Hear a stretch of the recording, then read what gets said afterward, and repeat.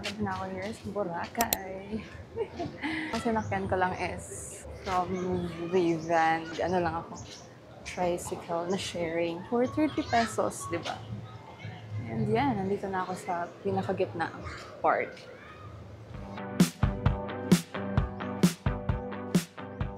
First meal of the vacation.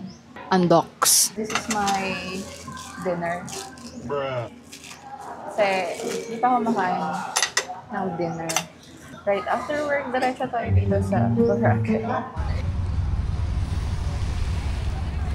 Buhangin with my luggage. Only brought one bag. Hindi tayo princess for today's video.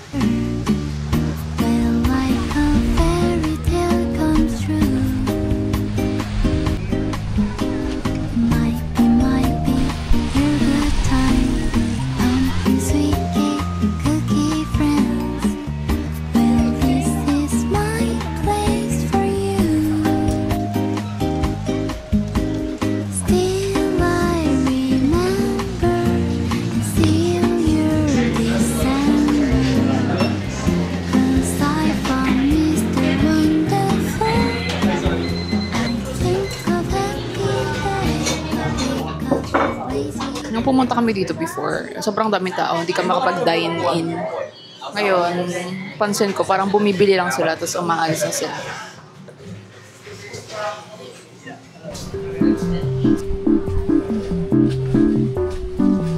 Papasok sa IA.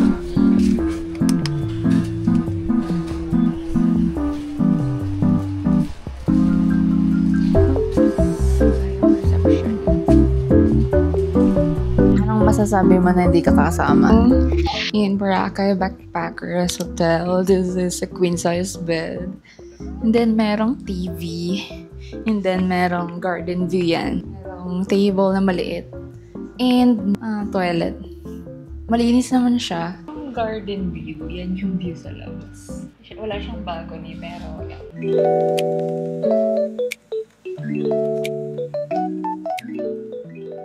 I booked this room for myself. I was considering din na mag-bunk bed or yung room sharing, hostels, ganyan. Onti lang naman yung idadagdag mo, around 500, and own room mo na. And so you have control of everything. Be safe na rin. I have to book a room for myself.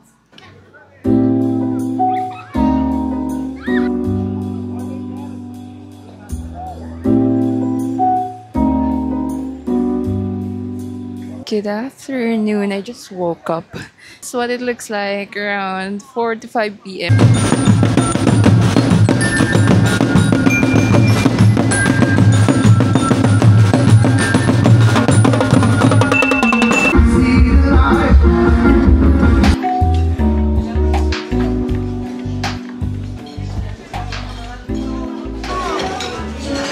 After 20 minutes, dumating na yung order ko. Nakalimutan ata nila. Yung combo nila is parang dalawang ulam na malalaki. Ganyan kalaki. Parang hindi ko ito mauubos.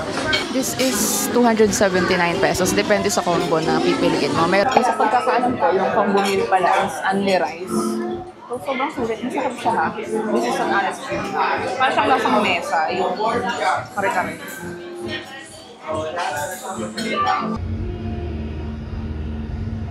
Good evening. So, it's currently 10:30 of our day 1 out of 3 here in Boracay. And, yun, pretty much that's it. I'll see you guys tomorrow. Good night!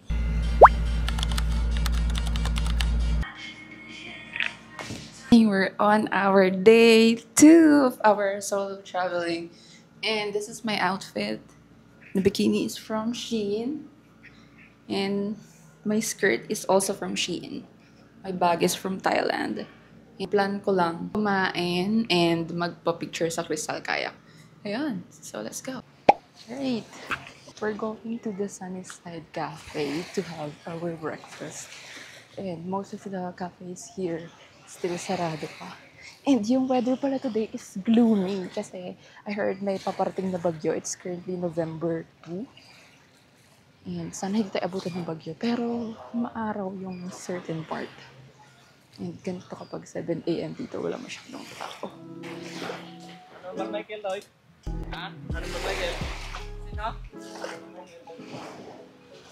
I'm thinking of taking my pictures na. Ang ganda dito yung part na nagtambay kami ni jowa. Kasi ang ganda ng pool.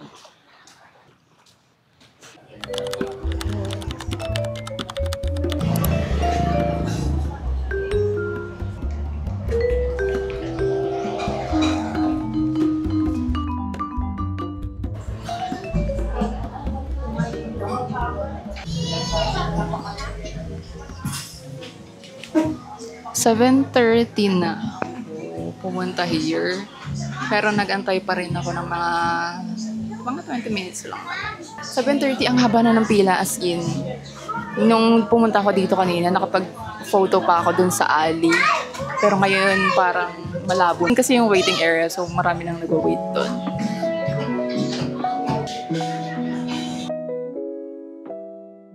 Yung order ko pala is kung 2 to 3 person pala to 10. So, di ko na mauubos. Dami nito, Ben. Tingnan mo. So, let's eat. Let's dig in. Tingnan mo, ang laki nito. Isang...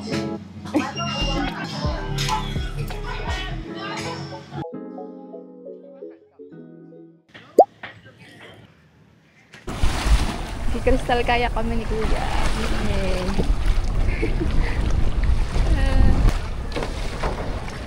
Ganda talaga pag gantong oras para hindi sobrang init or hindi din masakit sa balat sobra.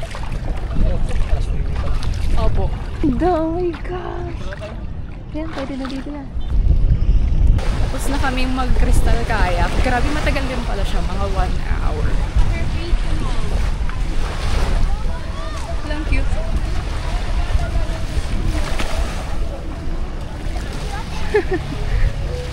Ito yung crocodile.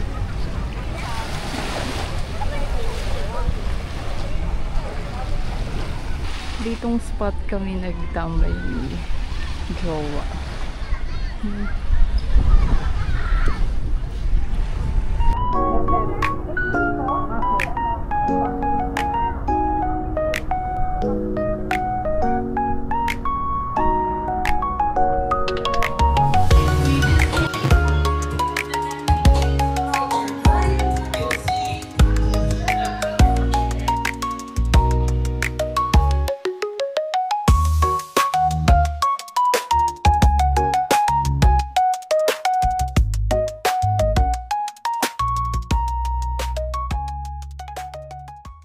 Currently 12 o'clock na in the afternoon. Yan eh, November 2. And before ako magpunta dito, lang ako, nag-pictures sa dagat. Kasi ang ganda ng ang ganda ng photos pag gantong oras. Although sobrang overexposed. Finally have our matcha. Masarap siya. Nangingibabaw yung strawberry at milk compared dun sa matcha. Pero overall, masarap siya.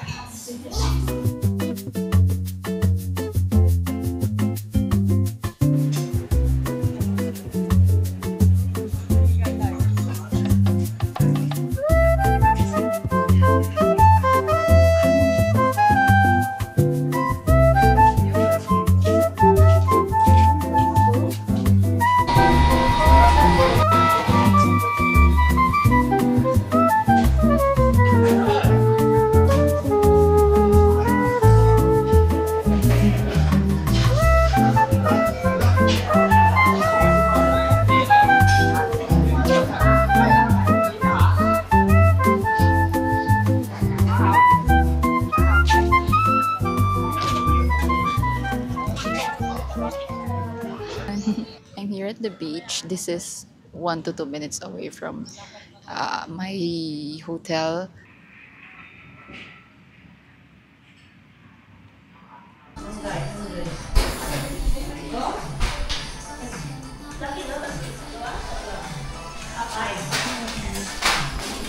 Ito na. Ito na mo. Pasok na. Thank you.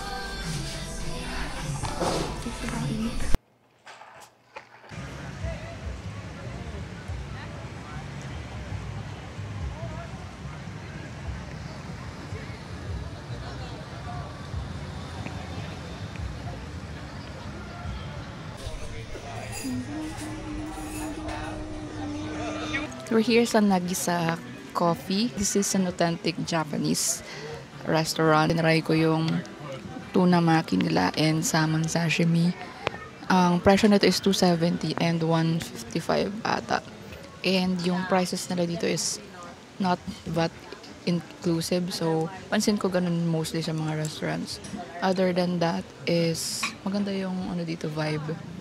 And I think mas maganda kumain dito pag umaga. My dinner is ready, so I ordered tuna maki and salmon sashimi. Sarap. Grabe, sobrang fresh ng sashimi nila. Sarap. Sobrang love na love ko talaga ang wasabi ever. Okay. Let's have a bite.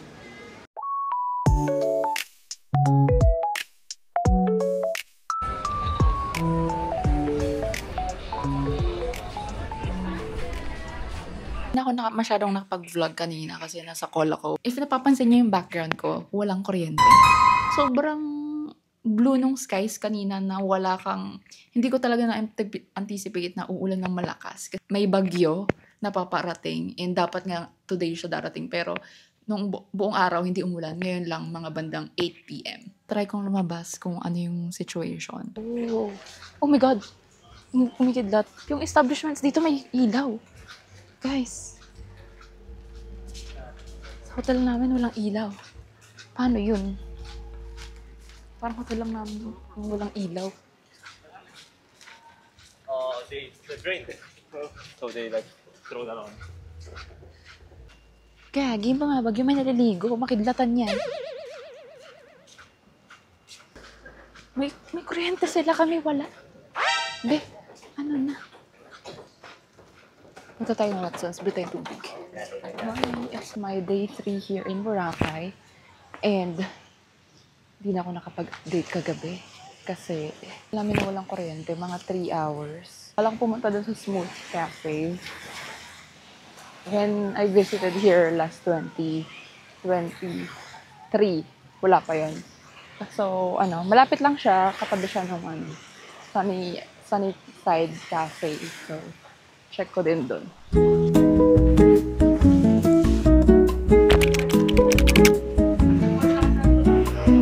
Order din nata ako ng sandwich.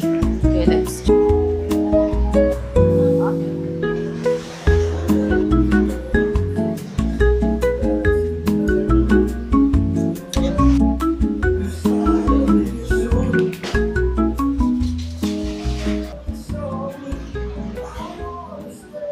Back in the hotel for a quick change.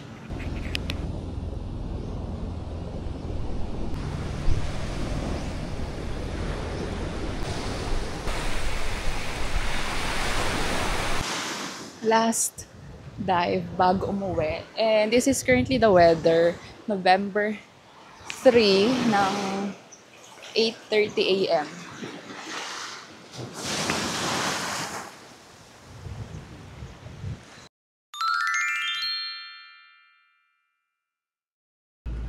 a.m. And nakakain na ako and nakaligo and nakapack and I'm ready to go. Kasi instead of 3 p.m. nasuspend yung boat operations and hanggang 12 lang. So luckily meron akong traveling tours na nagsabi sa akin about that news. So ipipick up nila ako ng 11:30 today. And then diretso na ako sa airport. Seat here. Awi na, nagbook ako ng travel tour sa Southwest Tours. Diba?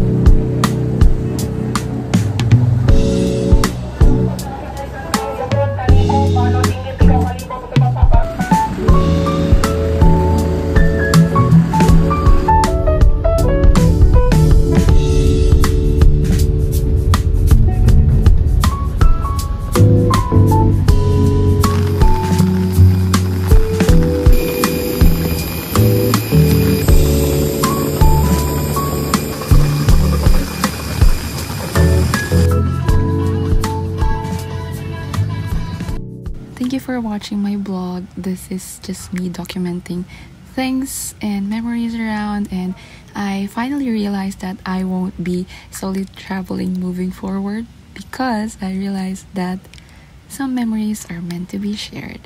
So, I guess see you in my next travel adventures.